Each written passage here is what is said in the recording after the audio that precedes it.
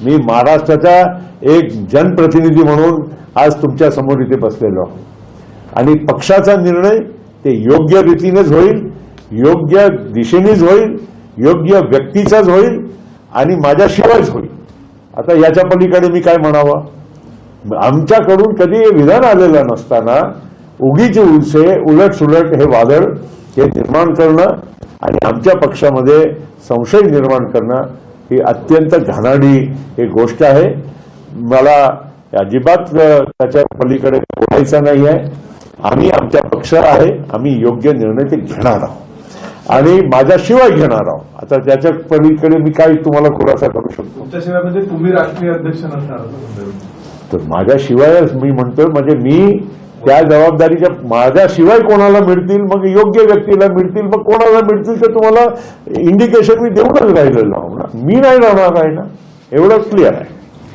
आणि मी आज राष्ट्रीय कार्याध्यक्ष म्हणून माझी जबाबदारी जी आहे ते योग्य रीतीने ट्रान्झिशन अजितदादा नंतर काय, कोण, कुठे, कसं हे पूर्ण प्रक्रिया पूर्ण करण्याची जबाबदारी माझ्यावर आहे, ती मी योग्य रीतीने पार पडत आहे।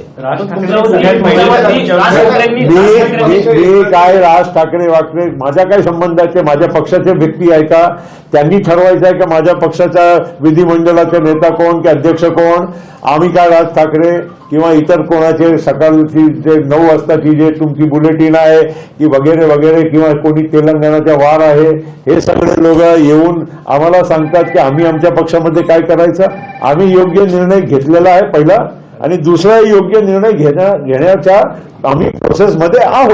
विलीनीकरणाच्या संदर्भामध्ये प्रश्न उपस्थित करत आहेत तो विषय आता पहिलं आमच्या पक्ष, आमच्या घर, आमच्या विधिमंडळ हे सगळं सेटल केल्यानंतर बाकीच्या काही असेल तर विषय आम्ही तेव्हा बघू। आज तो विषय आमच्या पुढे नाही। आज आमच्या विषय एक मिनिट भाई, आमच्याकडे विषय एवढाच आहे की आमच्या पहिल्या विधिमंडळाच्या नेता निवड करायची, उपमुख्यमंत्रीपद भरायचं, ते झालं। आता आम्ही आमच्या पार्टीचा निर्णय घेणार आहोत। पार्टीचा निर्णय मी तुम्हाला सांगितलं ही जबाबदारी माझ्यावर आहे की पुढच्या प्रोसेस पूर्ण करायचं, ही मी पार पाडत आहे। त्याच्यापेक्षा मी हे करत असताना लोक उलट बातम्या चालवून राहिले, कोणाला विना काही कारण काय नाव म्हणायचं, प्रफुल्ल पटेलांचं नाव करायचं, पुढच्या करायचं, अमुक करायचं, तमुक करायचं, हे सगळ्या गोष्टीतलं काही तथ्य नाही। आणि मी तुम्हाला सांगतो ना, मला काहीच मी या स्पर्धेमध्ये कधी कोणी सांगितलं, कधी मी बोललो? आमच्या पक्षाच्या राष्ट्रवादी काँग्रेस पक्षाचा, अजितदादा पक्षाचा एकही व्यक्तीने काही नाव घेतलेलं आहे?